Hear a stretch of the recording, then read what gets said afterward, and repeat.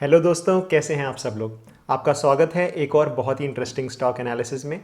आज जिस कंपनी के बारे में बात करने वाले हैं उसका नाम है अरविंद फैशंस लिमिटेड। अगर आपने कभी gap, US Polo, Tommy Hilfiger, kelvin clean, इनमें से और भी बहुत से ब्रांड्स, इनमें से कोई भी ब्रांड्स अगर आपने कभी भी यूज़ किए हैं तो आप इनके प्रोडक्ट्स ऑलरेडी यूज़ कर रहे हैं या आप उनकी ऑलरेडी सर्विसेज ले रहे हैं। तो बहुत ही इंटरेस्टिंग कंपनी है, बहुत ही इंटरेस्टिंग स्टॉक है।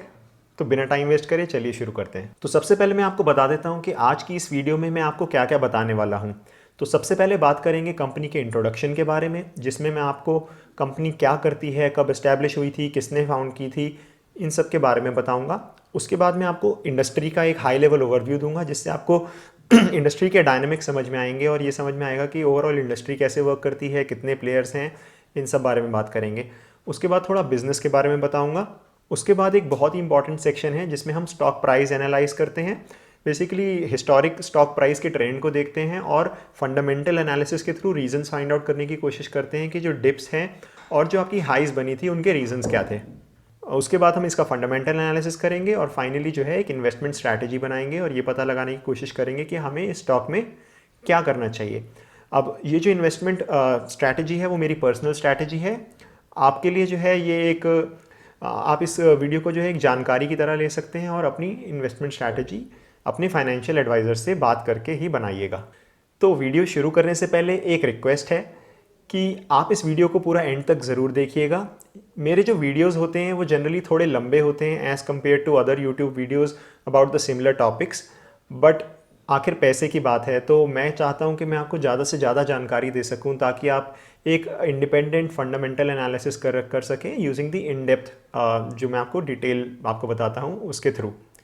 तो अरविंद फैशन लिमिटेड, ये जो कंपनी है ये लास्ट ईयर डिमर्ज हुई थी 2019 में फ्रॉम देयर पेरेंट कंपनी जिसका नाम है अरविंद लिमिटेड। तो जो अरविंद लिमिटेड है वो एक 1931 में बनी कंपनी है और इंडिया में जो टेक्सटाइल की लीडर कंपनी है। तो इंडिया में जो लार्जेस्ट जो आपके टेक्सटाइल मैन्युफैक्चरर हैं वो अरविंद लिमिटेड है। और अगर वर्ल्ड की बात करें तो वर्ल्ड में भी शायद थर्ड या फोर्थ लार्जेस्ट मैन्युफैक्चरर हैं इन टेक्सटाइल्स। तो 2019 में हुआ क्या था कि जो अरविंद लिमिटेड है वो 3 कंपनीज में डीमर्ज हो गई थी। तो बेसिकली हुआ क्या था कि इन अरविंद लिमिटेड के 3 बिजनेसेस थे और इन्होंने जो है अपने तीनों बिजनेसेस को डीमर्ज कर दिया था अलग अलग कंपनीज में इन 2019। तो जो 3 कंपनीज बनी थी वो थी अरविंद लिमिटेड जो कि मेनली टेक्सटाइल्स का बिजनेस करती है, और उसके बाद आती है अरविंद फैशन लिमिटेड जिसका मैं आज एनालिसिस करने वाला हूँ। ये जो कंपनी है मेनली ब्रांडेड रिटेल और ब्रांडेड फैशन में डील करती है। तो जैसे कि आपने ब्रांड सुने होंगे जैसे कि कैल्विन क्लाइन हो गया या फिर टॉमी हिलफिगर हो गया, इस तरीके के और बहुत से ब्रांड्स होते हैं। तो ये उन्हें लाइसेंस करके इंडिया में लेके आती है और इंडिया में उनकी रिटेलिंग करती है। तीसरा जो बिज़नेस है वो है अनूप इंजीनियरिंग, जो कि एक इंजीनियरिंग से रिलेटेड बिज़नेस है, जो कि फर्टिलाइज़र इंडस्ट्री हो गई, ऑयल एंड गैस इंडस्ट्री हो गई, इन सब में अपनी इंजीनियरिंग सर्विसेज देती है और इंजीनियरिंग के इनके प्रोडक्ट्स हैं जो कि ये सप्लाई करते हैं। तो ये जो डिमर्जर है ये अनाउंस हुआ था इन नवंबर 2017, लेकिन अभी जो है आपका 2019 के इनिशियल मंथ्स में अराउंड मार्च में जो है एक्चुअल डिमर्जर हुआ था और जो 3 कंपनीज़ हैं वो रीलिस्ट हुई थी। तो अब मैं आपको कुछ ब्रांड्स बता देता हूँ जो कि अरविंद फैशन लिमिटेड जो है जिनको रिटेल करता है। तो यूएस पोलो हुआ, तो मेनली जो कैजुअल वेयर्स के जो ब्रांड हैं उनमें ये ज़्यादा अपनी पकड़ बनाए हुए है और स्पेशली जो है आपका जो है यूथ फैशन हुआ और मेंस फैशन हुआ उसमें। तो अब मैं आपको इनके कुछ मेन ब्रांड्स बता देता हूँ जिनमें ये रिटेल करते हैं। तो सबसे पहले जो इनका एक अपना ब्रांड है वो है फ्लाइंग मशीन, जो कि 1980s में इन्होंने बनाया था और इसके लिए इन्हें कोई लाइसेंसिंग फ़ीस नहीं देनी पड़ती। कुछ और ब्रांड्स हैं जैसे कि टॉमी हिलफिगर हुआ या फिर आपका कैल्विन क्लाइन हुआ, एरो हुआ, सेफोरा हुआ। सेफोरा जो है ब्यूटी प्रोडक्ट से रिलेटेड ब्रांड है। तो इस तरीके के काफ़ी अच्छे अच्छे ब्रांड्स हुए, जैसे कि गैप भी हुआ। तो ये सब ब्रांड्स जो है इन्होंने लाइसेंस कर रखे हैं फ्रॉम देयर फॉरेन जो कंपनीज़ हैं उनसे। तो बेसिकली होता क्या है कि ये लोग उन्हें लाइसेंसिंग फ़ीस देते हैं और उन ब्रांड्स का जो लोगो है आप कह सकते हैं कि उन्हें यूज़ करने की परमिशन लेते हैं। जो फुल लिस्ट है ब्रांड्स की वो आप अपनी स्क्रीन पे देख सकते हैं। तो किसी भी स्टॉक को एनालाइज करने से पहले मैं जो है जनरली ये पता लगाने की कोशिश करता हूँ कि वो किस तरीके का स्टॉक है। क्या वो एक फास्ट ग्रोइंग स्टॉक है, स्लो ग्रोइंग स्टॉक है, एसेट प्ले है, सिक्लिकल है, टर्न अराउंड है, किस तरीके का स्टॉक है। और ये इसलिए क्योंकि जो है जो डिसीजन है एंट्री और एग्ज़िट का वो हर स्टॉक के लिए अलग तरीके से लिया जाता है। तो अगर मैं इस पर्टिकुलर कंपनी की बात करूं तो ये जो है एक फास्ट ग्रोइंग स्टॉक है या फास्ट ग्रोइंग कंपनी है। यानी कि इन टर्म्स ऑफ रेवेन्यू जो है एक फास्ट ग्रोइंग कंपनी है। अगर आप ओवरऑल इंडस्ट्री भी देखेंगे तो एक फास्ट ग्रोइंग इंडस्ट्री है। फैशन से रिलेटेड इंडस्ट्री है, स्पेशली ब्रांडेड फैशंस। तो जो ब्रांडेड फैशन है वो इंडिया में जो है काफ़ी अच्छे से ग्रो कर रहा है। जो ओवरऑल इंडस्ट्री है उससे भी ज़्यादा तेज़ी से ग्रो कर रहा है। और रीज़न बहुत ही सिंपल है, हमें पता है कि भाई ज़्यादा से ज़्यादा लोग जो है मिडिल क्लास में जा रहे हैं। अगर इंडिया की पर कैपिटा इनकम देखेंगे तो सिर्फ $2000 के आसपास है, और जब इनकम जो है $2000 से 3000 4000 पे जाती है तो जो सबसे पहला जो इंसान खर्च करता है वो कपड़ों पे करता है, और कपड़ों में भी ब्रांडेड में ज़्यादा करता है, क्योंकि अब जो डिस्पोजेबल इनकम है वो ज़्यादा हो जाती है। और जो ब्रांडेड रिटेल है उनको जो है लीनियर फैशन में जो है फ़ायदा नहीं मिलता है, उन्हें एक्सपोनेंशियल फैशन में फ़ायदा मिलता है। क्योंकि जो कपड़े हैं उसका जो यूज़ है वो लीनियरली नहीं बढ़ता। जब 2000 से 4000 बढ़ती है तो उसमें जो है लोग अपना जो कपड़ों का यूज़ है वो डबल नहीं करते हैं, ट्रिपल या 4 टाइम्स कर देते हैं। तो बेसिकली इन सब रीजंस की वजह से जो ओवरऑल इंडस्ट्री है वो बहुत ही अच्छे तरीके से ग्रो कर रही है। और अगर इस पर्टिकुलर कंपनी की बात करें तो हालांकि ये एक फास्ट ग्रोइंग कंपनी है लेकिन एक लॉस मेकिंग कंपनी है। तो अभी तक ये जो है ये अपना ब्रेक इवन नहीं कर पाई है। तो बेसिकली हो क्या रहा है कि जो ब्रांड ये लोग एक्वायर कर रहे हैं, इन्होंने बहुत सारे ब्रांड्स एक्वायर कर रखे हैं, उनकी लाइसेंसिंग फ़ीस हो गई, और साथ साथ जो है कोई भी अगर एक स्टोर खोलना होता है तो बहुत ज़्यादा इन्वेंट्री की ज़रूरत होती है। तो रिटेल में स्पेसिफिकली क्या होता है कि आप जब तक एक पर्टिकुलर सेट रेवेन्यू से ज़्यादा सेल नहीं करते हैं तब तक जो है आप लॉस में रहते हैं, क्योंकि जो आपकी फ़िक्स्ड कॉस्ट होती हैं वो काफ़ी हाई रहती हैं।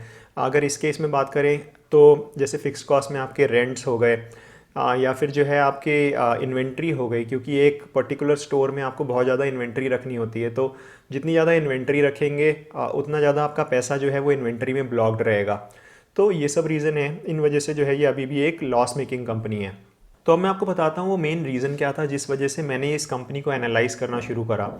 तो बेसिकली मुझे एक सब्सक्राइबर ने जो है मुझे बताया था इस कंपनी के बारे में, और मुझे ये कंपनी इंटरेस्टिंग इसलिए लगी क्योंकि लास्ट ईयर इसका डिमर्जर हुआ था। और अगर मैं एब्सोल्यूट टर्म्स में देखूं तो अराउंड 6-6.5 हज़ार करोड़ की कंपनी थी जो एक्चुअल कंपनी थी, और वो 3 टुकड़ों में टूट गई। लेकिन जब तीन कंपनीज़ में डिवाइड हुई तो जो उन तीनों कंपनीज़ का जो टोटल है, जो पहली कंपनी थी यानी कि आपकी अरविंद लिमिटेड, वो जो है आपकी 1.5-2 हज़ार करोड़ की कंपनी थी। वहीं अगर इसकी बात करें तो ये भी लगभग जो है 1.5-2 हज़ार करोड़ के आसपास की कंपनी है। वहीं जो अनूप इंजीनियरिंग की बात करें तो वो 500-600 करोड़ की कंपनी है। तो अगर हम इन तीनों कंपनीज़ को कंबाइन करते हैं तो जो टोटल वैल्यू आती है वो 6,000 करोड़ नहीं, वो एक्चुअली सिर्फ 3.5-4 हज़ार करोड़ ही आती है। तो बेसिकली हुआ क्या है कि इनकी जो वैल्यू है वो सम ऑफ द पार्ट से अगर देखें तो ठीक तरीके से जो है डिवाइड नहीं हुई। तो मुझे लगा ये एक इंटरेस्टिंग स्टॉक है एनालाइज करने के लिए। और एक चीज़ और होता क्या है कि जब भी कंपनी डीमर्ज होती है तो उसमें कुछ पार्ट्स ऐसे होते हैं जो कि हाई आरओसी होते हैं या फिर ज़्यादा प्रॉफिटेबल होते हैं, और कुछ कंपनीज ऐसी होती हैं जो कि एक इस तरीके की इंडस्ट्री में होती है जो कि कम ग्रोइंग होती है या फिर लेस आरओसी होती है या कम प्रॉफिटेबल होती है। तो जनरली होता क्या है कि जब री रेटिंग होती है तो जो भी बेटर कंपनी होती है वो बेसिकली हायर पी पे ट्रेड करती है, और जो थोड़ी कम आरओसी वाली कंपनी होती है या जो थोड़ी बेकार कंपनी होती है in the sense of the overall industry, वो जो है आपकी डी रेटिंग में हो जाती है, यानी उसकी डी रेटिंग हो जाती है और वो उसका पी और ज़्यादा फॉल हो जाता है। तो मुझे लगा शायद अरविंद फैशन एक ऐसा पीस हो जो कि एक री रेटिंग का एक पर्टिकुलर कंपनी हो जो री रेट हो सकती है।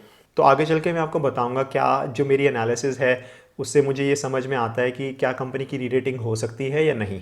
तो अब मैं आपको थोड़ा एक हाई लेवल आइडिया दे देता हूँ इंडस्ट्री के बारे में कि ओवरऑल बिजनेस कैसे चलता है इस इंडस्ट्री में और क्या बिज़नेस करते हैं। तो बिज़नेस बहुत ही सिंपल है। ये करते क्या है, ये फॉरेन कंपनीज़ जो कि एस्टैब्लिश ब्रांड्स हैं जिनके बारे में मैं ऑलरेडी बता चुका हूँ, US Polo, Tommy Hilfiger, gap, जो कि बहुत ही ज़्यादा रिनाउंड ब्रांड्स हैं, उनसे लाइसेंस डील्स करते हैं। तो बेसिकली उनसे लाइसेंस ले लेते हैं कि हम आपका ब्रांड यूज़ करना चाहते हैं और आप बताइए आप कितनी फ़ीस लेंगे। और एक बार जो है वो लाइसेंस डील हो जाती है तो अब इनके पास परमिशन है कि ये इनका ब्रांड का लोगो यूज़ कर सकते हैं किसी भी कपड़े पे। ऑब्वियसली जो कंपनी है वो अपनी क्वालिटी और चेक्स हुए, डिज़ाइंस हुए, वो सब चीज़ें इंश्योर करती है। लेकिन अब ये करते क्या हैं कि ये एक मतलब खुद से नहीं प्रोड्यूस करते। अभी क्या करते हैं कि कपड़े को सिर्फ डिज़ाइन करते हैं, गारमेंट्स को, और उन्हें जो है एक थर्ड पार्टी जो आपके फैब्रिक जो बनाने वाली कंपनीज हैं, गारमेंट्स बनाने वाली कंपनी हैं, उनसे जो है गारमेंट्स बनवाते हैं और उन्हें सेल करते हैं using their own outlets and the franchise model. तो फ्रेंचाइजी मॉडल में क्या करते हैं कि ये लोग फ्रेंचाइजीज जो है सेल करते हैं टू द पीपल जो कि इन ब्रांड्स के रिटेल आउटलेट में अपने जो है इन ब्रांड्स को सेल करना चाहते हैं। और ओवरऑल क्या होता है, जितना भी प्रॉफिट कमाते हैं उनमें से थोड़ा पार्ट अपने पास रखते हैं और certain percentage of the revenue जो है वो अपना पेरेंट कंपनी को इन्हें देना होता है, जिनका जो एक्चुअल ब्रांड ओनर्स हैं उन्हें। अब कुछ इनके अपने ब्रांड्स भी हैं जिनमें जो है इन्हें लाइसेंसिंग फ़ीस नहीं देनी पड़ती है और जो है पूरा का पूरा प्रॉफिट ये अपने पास रखते हैं। तो अगर इनके ब्रांड्स की बात करें तो मेनली 3 तरीके के ब्रांड्स हैं। जो पहले ब्रांड्स हैं वो हैं आपके पावर ब्रांड्स, जिनमें पाँच छः ब्रांड्स आते हैं, जैसे कि एरो हुआ, टॉमी हिलफिगर हुआ, गैप हुआ, जो कि एक रिनाउंड ब्रांड्स हैं और बहुत अच्छे तरीके से ग्रो कर रहे हैं। और साथ साथ जो है हाई आरओसी है इन पर्टिकुलर ब्रांड्स की। अगर इनके पूरे बुके ऑफ ब्रांड्स में बात करें तो ऑलमोस्ट 25-30 के आरओसी जनरेट करते हैं, बहुत हाईली प्रॉफिटेबल भी हैं। वहीं कुछ ऐसे ब्रांड्स हैं जो कि एमर्जिंग ब्रांड्स हैं और कुछ ऐसे ब्रांड्स हैं जो स्पेशलिटी ब्रांड्स हैं। तो इन 3 सेक्शंस में इन्होंने डिवाइड किया हुआ है। तो स्पेशलिटी ब्रांड्स में अब ये बेसिकली ब्यूटी के कुछ ब्रांड्स में भी एंटर कर रहे हैं, जैसे कि सेफोरा हुआ। तो सेफोरा इनका स्पेशलिटी ब्रांड है। वहीं कुछ एमर्जिंग ब्रांड्स हैं। एमर्जिंग ब्रांड्स में जैसे इनका एक अपना ब्रांड है अनलिमिटेड, जो कि जो है वैल्यू फैशन से मतलब रिलेटेड है। तो इसमें जो है ये लोग जो आपका 800-1000 रुपये तक की शर्ट्स हुई या थोड़ा मीडियम जो है प्राइस पॉइंट की बात करें तो उस तरीके के प्रोडक्ट्स बनाते हैं। उसके अलावा आपका कैल्विन क्लाइन हुआ, वो भी एक एमर्जिंग ब्रांड है जो कि बहुत अच्छी तरीके से एमर्ज कर रहा है। तो अगर इनकी रिटेल चेन या ओवरऑल डिस्ट्रीब्यूशन चैनल की बात करें तो मेनली 3 तरीके का डिस्ट्रीब्यूशन चैनल है। सबसे पहला होता है आपका एक्सक्लूसिव ब्रांड रिटेल, उसके बाद आता है मल्टी ब्रांड रिटेल और तीसरा आता है लार्ज फॉर्मेट स्टोर्स। तो जो आपका एक्सक्लूसिव ब्रांड रिटेल है वो इनके लिए मोस्ट प्रॉफिटेबल है। तो वो एक्सक्लूसिव ब्रांड रिटेल का मतलब ये है कि जो आपने देखा होगा कुछ ऐसे शोरूम्स होते हैं जिनमें सिर्फ एक ही ब्रांड सेल होता है या फिर सिर्फ इनके ही ब्रांड सेल होते हैं। तो उस तरीके के स्टोर्स में अब जो है हाईली प्रॉफिटेबल रहते हैं, क्योंकि कस्टमर अगर एक बार आता है तो वो जो है मतलब उसके पास कोई और ब्रांड की चॉइस नहीं है, वो इन्हीं के ब्रांड से ही जो है कुछ ना कुछ खरीदेगा। तो कंपनी के लिए सबसे ज़्यादा जो यूज़फुल है वो ये वाले स्टोर्स फॉर्मेट है। उसके अलावा मल्टी ब्रांड रिटेल हुआ, जिसमें जो है आपके ऐसे स्टोर्स होते हैं, रिटेल स्टोर्स, जो कि बहुत सारे ब्रांड्स जो है रखते हैं। और जो है तीसरा आपका आता है लार्ज फॉर्मेट स्टोर्स, जैसे कि पेंटालून्स हुआ या फिर शॉपरीज़ हुआ या फैशन एट बिग बाज़ार एफबीबी हुआ, इस तरीके के स्टोर्स जो कि सिमिलर टू मतलब मल्टी ब्रांड हैं बट बहुत सारे लार्ज फॉर्मेट स्टोर्स हैं। उसके अलावा एक चौथा चैनल भी है जो कि एक ऑनलाइन चैनल है। उसमें ये अमेज़ॉन, फ्लिपकार्ट जैसी वेबसाइट्स का भी यूज़ करती हैं और साथ साथ इनकी अपनी वेबसाइट भी है जिस पे ये कपड़े अपने या फिर अपने गारमेंट सेल करते हैं। अब हमें ओवरऑल कंपनी का थोड़ा तो आइडिया लगा है, तो अब हम ये देखते हैं कि एक्चुअली में धंधा किस तरीके का है। तो जो ओवरऑल बिज़नेस है वो एक एसेट लाइट मॉडल है, जिसमें ये लोग रिटेल जो आपके डिस्ट्रीब्यूशन चैनल हैं उनमें कुछ इनके अपने भी स्टोर्स हैं जिनमें ये खुद मैनेज करते हैं, खुद सेल करते हैं, बट ये वो स्टोर्स ओन नहीं करते, सारे स्टोर्स लीज कर रखे हैं इन्होंने। तो इस सेंस में जो है एक एसेट लाइट मॉडल है। सिमिलरली जो है ये लोग जो है प्रोडक्ट्स मैन्युफैक्चर खुद नहीं करते, वो भी इन्होंने आउटसोर्स किया हुआ है। तो जो है इनकी जो मशीनरी हुई या उन सब पे बहुत कम खर्चा है। मेनली जो है जो थर्ड पार्टी इनके रिलेशंस हैं उनसे जो है ये लोग मैन्युफैक्चर कराते हैं, क्वालिटी खुद इंश्योर करते हैं और फिर उन्हें जो है सेल करते हैं अपनी फ्रेंचाइजीज़ में और अपने पूरे डिस्ट्रीब्यूशन चैनल में। एक हाई ग्रोथ कंपनी है क्योंकि ओवरऑल इंडस्ट्री हाई ग्रोथ से अच्छे तरीके से ग्रो कर रही है। हाई इन्वेंट्री स्टॉक अप करके रखनी होती है, इस बारे में मैं आपको ऑलरेडी थोड़ा बता चुका हूँ। उसके अलावा अगर आप कंपनी को समझेंगे तो एक हाई ऑपरेटिंग लेवरेज की कंपनी है। तो ऑपरेटिंग लेवरेज का क्या मतलब है? ऑपरेटिंग लेवरेज का मतलब ये होता है कि जब कंपनी बड़ी होती चली जाती है तो जो उनकी प्रॉफिटेबिलिटी है वो और ज़्यादा इंक्रीज़ होती चली जाती है। तो मान लीजिए जो है अगर बात करें रेवेन्यू x है और मार्जिन 10% है लेट्स से, तो जब कंपनी जो है 2x होगी तो एक्चुअली में जो ओवरऑल प्रॉफिट है वो 2x नहीं होगा, वो 3x या 4x हो जाएगा। क्योंकि साथ साथ जो ऑपरेटिंग मार्जिन्स हैं वो 10% से इंक्रीज़ करके 15-20% हो जाएंगे। तो इसे कहते हैं ऑपरेटिंग लेवरेज। और ऑपरेटिंग लेवरेज क्यों हमें देखने को मिलता है, वो इसलिए देखने को मिलता है क्योंकि बहुत सी इंडस्ट्रीज़ ऐसी होती हैं जिनमें हाई फिक्स्ड कॉस्ट होती हैं और एक लेट्स से एक थ्रेशोल्ड होता है। तो इस कंपनी के लिए भी ऐसा ही है। तो एक थ्रेशोल्ड है, एक पर्टिकुलर रेवेन्यू है जिस पे ये जिसके नीचे ये हमेशा लॉस में रहेंगे। और एक बार जो है अगर उस थ्रेशोल्ड को क्रॉस कर गए ना तो प्रॉफिट में चले जाएंगे, क्योंकि एसेट लाइट बिजनेस है। ऐसा नहीं है कि कल को अगर इन्हें जो है अपने बिजनेस को और ज़्यादा एक्सपैंड करना है, इन्हें और मशीनरी लगानी है या और ज़्यादा खर्चे करने हैं, क्योंकि इनके पास स्टोर्स ऑलरेडी अवेलेबल हैं, या उन्हीं स्टोर्स में अगर ज़्यादा सेल होने लगेगी तो जो प्रॉफिट है वो जिस रेट से रेवेन्यू ग्रो करेगा उससे भी ज़्यादा तेज़ी से जो है इनके प्रॉफिट्स ग्रो करेंगे। हालांकि अभी की बात करूं तो ये अपना एक स्टार्टअप कंपनी की तरह समझ सकते हैं जो कि कैश बर्न कर रही है और अभी प्रॉफिटेबल भी नहीं है, क्योंकि जो थ्रेशोल्ड है वो अभी इन्होंने क्रॉस नहीं करा है। अभी ये कम रेवेन्यू कमा रहे हैं और प्रॉफिट में नहीं आ पाए। तो इस तरीके की कंपनीज को जब हम एनालाइज करते हैं ना तो क्योंकि ये एक लॉस मेकिंग कंपनी है तो वो प्रॉफिटेबल कैसे होंगी, या अगर शेयर प्राइस की बात करें तो शेयर अभी अगर जो इस कंपनी का है वो कंटिन्यूसली गिर रहा है, क्योंकि हर क्वार्टर ओवर क्वार्टर जो लॉस है वो कम नहीं हो रहा है, वो कंपनी लॉस में ही है। तो शेयर प्राइस जो है वो गिरते गिरते लगभग 700-800 रुपये से गिरते गिरते 120-130 रुपये पे आ गया है। तो अगर हमें इस तरीके की कंपनी में इन्वेस्ट करना होता है तो हमें ये सोचना होता है कि कंपनी की री रेटिंग हो सकती है क्या, और री रेटिंग होने के लिए एक ट्रिगर होना बहुत ज़रूरी है। तो मेरा जो पर्सनल स्टाइल है वो इस तरीके की कंपनीज़ में मैं ट्रिगर ढूंढता हूँ, और अगर वो ट्रिगर मुझे होते हुए नज़र आते हैं मैं सिर्फ तभी इनमें पैसा लगाता हूँ। तो इस कंपनी की अगर बात करें तो हो क्या रहा है कि कंपनी ने जो है 18-19 ब्रांड्स जो है ले रखे हैं, लाइसेंस कर रखे हैं, और इनमें से बहुत से ब्रांड्स ऐसे हैं जो कि इंडिया में बिल्कुल भी फेमस नहीं है। तो होता क्या है कि जब इस तरीके के ब्रांड्स होते हैं तो वो बहुत ज़्यादा रेवेन्यू में तो कंट्रीब्यूट नहीं करते हैं, तो रेवेन्यू तो उनसे बहुत ज़्यादा ग्रो नहीं करता, लेकिन जो आपका एक्सपेंसेस हैं वो बहुत ज़्यादा ग्रो करते हैं। क्योंकि अगर आप उनके स्टोर्स खोलेंगे तो आपको ऑब्वियसली लीज तो देनी ही पड़ेगी, आपको इन्वेंट्री तो रखनी पड़ेगी, यानी उसमें जो सामान है वो तो रखना ही पड़ेगा। तो होता क्या है कि जो कॉस्ट है वो बहुत ज़्यादा इंक्रीज़ कर जाती है, आपको नए वेंडर से बात करके रखनी पड़ेगी उनसे सामान, तो बेसिकली ओवरऑल जो ऑपरेटिंग कॉस्ट है वो बहुत ज़्यादा रहती है।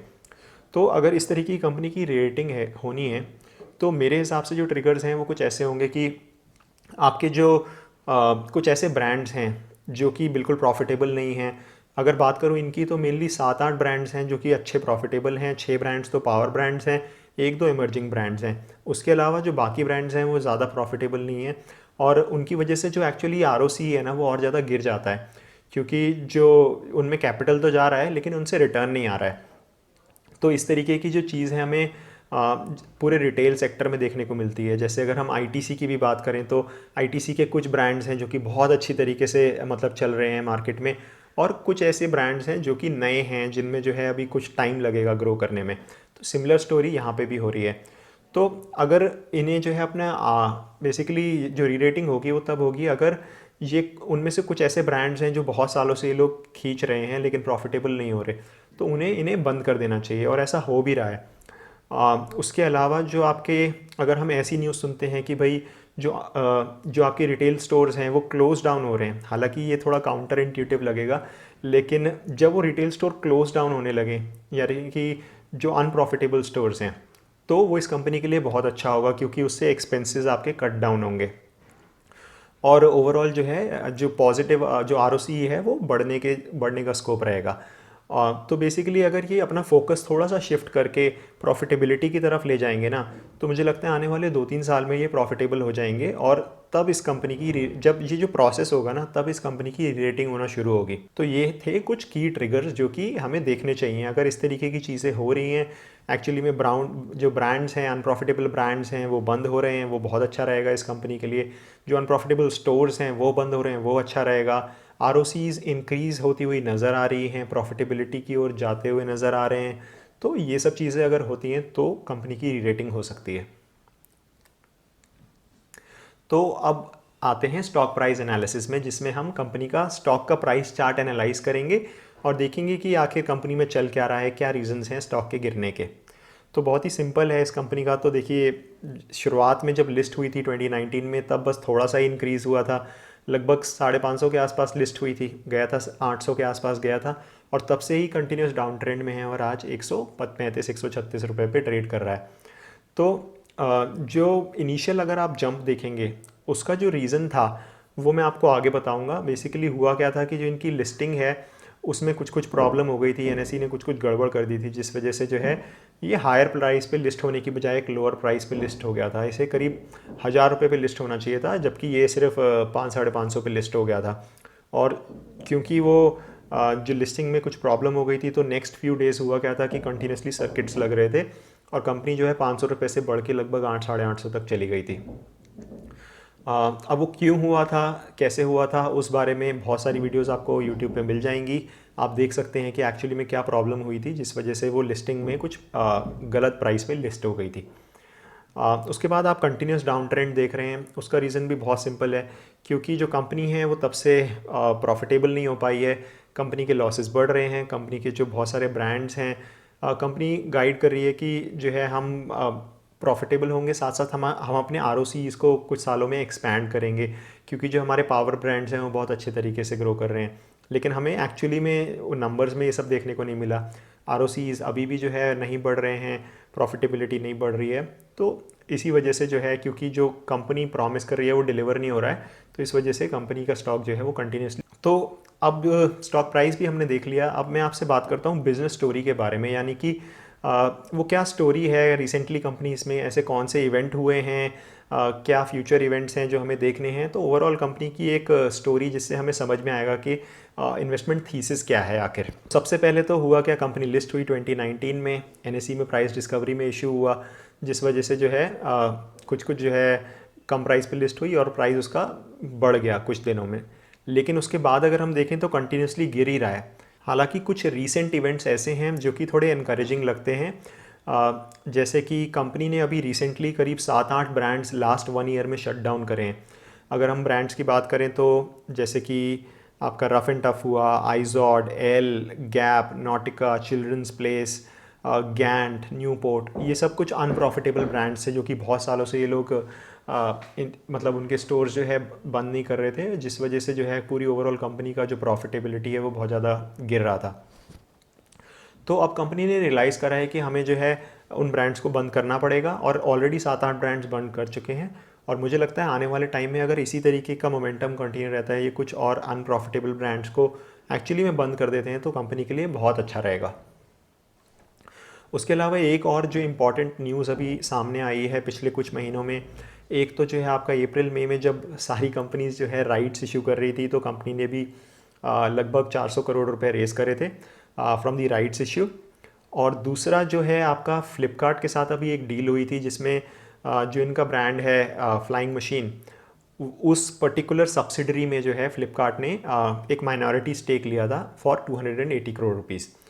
तो इन दो रीज़न की वजह से जो है हुआ क्या कि कंपनी के पास 600-650 करोड़ रुपए का जो है एक अच्छा सम इकट्ठा हो गया है, जो कि कंपनी को अच्छी लिक्विडिटी देता है। तो कंपनी एक हाई डेट कंपनी है, तो लगभग जो है 1000 करोड़ से ज़्यादा का जो डेट है उसको ये लोग थोड़ा रिड्यूस करने की कोशिश करेंगे, डेट को कम करने की कोशिश करेंगे, तो वो भी थोड़ा प्रॉफिटेबिलिटी में हेल्प करेगा। अब आप ये जो स्क्रीन पे देख सकते हैं, ये बेसिकली ये बता रहा है कि कौन कौन से ब्रांड्स लाइसेंस्ड हैं और कौन कौन से ब्रांड्स जो हैं इनके ओन ब्रांड्स हैं। तो ये सारे ब्रांड्स लाइसेंस्ड ब्रांड्स हैं जो आपको स्क्रीन पे नज़र आ रहे हैं, एक्सेप्ट फॉर आपका स्ट्राइड हुआ और आपका अनलिमिटेड और फ्लाइंग मशीन। ये 3 ब्रांड्स हैं जो इनके अपने ब्रांड्स हैं। अब जो है इस पॉइंट ऑफ टाइम पे जनरली मैं वैल्यूएशन करता हूँ, लेकिन इस कंपनी की मैं वैल्यूएशन नहीं कर रहा हूँ, क्योंकि जनरली मैं पीई का मेथड यूज़ करता हूँ और अनप्रॉफिटेबल कंपनीज़ के लिए जो है पीई मेथड ऑब्वियसली काम ही नहीं करता।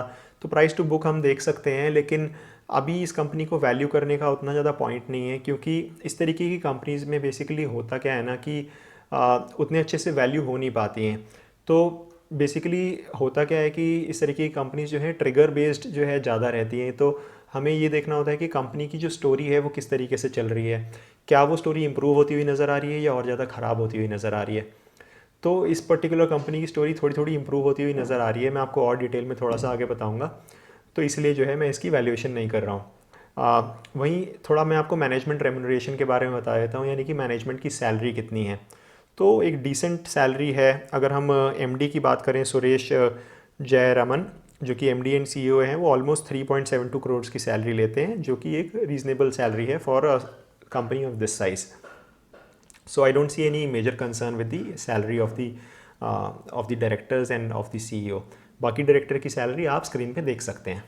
तो फाइनली अब बात कर लेते हैं इन्वेस्टमेंट स्ट्रैटेजी की, कि आखिर मैं, और ये मेरी पर्सनल इन्वेस्टमेंट स्ट्रैटेजी है, कि मैं इस कंपनी के साथ क्या कर रहा हूँ. क्या मैं इसके शेयर ले रहा हूँ, या मैं इसमें वेट करूँगा, या मैं सोच भी नहीं रहा इसमें लेने की.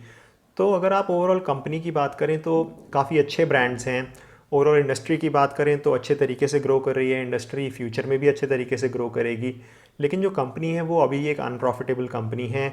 उसकी आरओसी कंपनी बहुत सालों से कह रही है कि हम एक्सपैंड कर रहे हैं, एक्सपैंड करेंगे. तो कुछ स्टेप्स लिए हैं, जैसे कि इन्वेंट्री मैनेजमेंट कर रहे हैं, कॉस्ट कंट्रोल कर रहे हैं, साथ साथ अनप्रॉफिटेबल ब्रांड्स को बंद कर रहे हैं. लेकिन जो स्टेप्स हैं वो सही डायरेक्शन में हैं, लेकिन जो नंबर्स हैं ना, उसमें वो चीज़ अभी नज़र नहीं आ रही है, या जो नज़र आ रही है बहुत कम तरीके से नज़र आ रही है. तो ट्रिगर्स तो बहुत सारे हो रहे हैं. डेट भी कम करने की बात चल रही है, साथ साथ आरओसी इंक्रीज़ होने की बात हो रही है. लेकिन मेरा जो पर्सनल स्टाइल है, मैं अनप्रॉफिटेबल कंपनीज़ में इन्वेस्ट नहीं करता अनलेस जो है वो कंपनी एक्चुअली में जो है, मतलब उनका जो प्रॉफिटेबिलिटी है उसकी तरफ ना जा रही हो. तो बेसिकली मैंने कंपनी को समझ लिया है, but I am not willing to put money into this unless it actually shows sign कि भाई ये जो कैश बर्न है वो कम होगा, वो कंपनी प्रॉफिटेबल होगी. तो अभी जो कंपनी है ना, वो एक स्टार्टअप इन्वेस्टिंग की तरह है. तो आई am not an angel investor, I invest in listed companies. And listed companies जो कि प्रॉफिटेबल हैं, जो कि कैश फ्लो जनरेट करके मुझे दें. अभी क्या हो रहा है कि ये कंपनी एक अनप्रॉफिटेबल कंपनी है और कैश बर्निंग स्टेज में है. तो नई नई इक्विटी जो है रेस कर करके बैंक से डेट लेके जो है कंपनी को जो है फंड किया जा रहा है, जो कि मुझे लगता है फ्यूचर में बहुत अच्छी तरीके से ग्रो करेगी, क्योंकि ब्रांड्स बहुत ही ज़्यादा अच्छे ब्रांड्स हैं. और जैसे जैसे जो है इंडिया में जो है डिस्पोजेबल इनकम बढ़ेगी, इंडिया की जो आपकी पर कैपिटा इनकम है वो बढ़ेगी, तो ये सभी जो ब्रांड्स हैं वो बहुत अच्छा करेंगे. लेकिन अभी जो है मैं इस कंपनी में इन्वेस्ट नहीं करूँगा unless I see the actual numbers getting changed as a result of the actions the management is taking. तो कंपनी जो है का डेट कम एक्चुअली में मुझे नंबर्स में दिखेगा, साथ साथ प्रॉफिटेबिलिटी दिखेगी, जो कि मुझे लगता है अगले आने वाले 2-3 सालों तक तो नहीं होने वाली है, क्योंकि इनके अभी भी जो है, अगर आप डेप्रिसिएशन देखेंगे, बैलेंस शीट को देखेंगे तो बहुत ज़्यादा हाई है. तो नंबर ऑफ़ स्टोर्स हैं वो बहुत ज़्यादा हैं, तो इस वजह से डेप्रिसिएशन बहुत ज़्यादा है, और इन्वेंट्री में भी काफ़ी ज़्यादा पैसा फंसा रहता है, करीब करीब 1000 करोड़ के आसपास इन्वेंट्री में फंसा रहता है. तो ये सब चीज़ें रहेंगी ट्रैक करने की. I will keep a track on this. और अगर मुझे कल को इसमें कुछ और पॉजिटिव डेवलपमेंट्स होती हुई नज़र आएगी, या अगर मैं इसमें इन्वेस्ट करूँगा, तो I will definitely make another video about the same.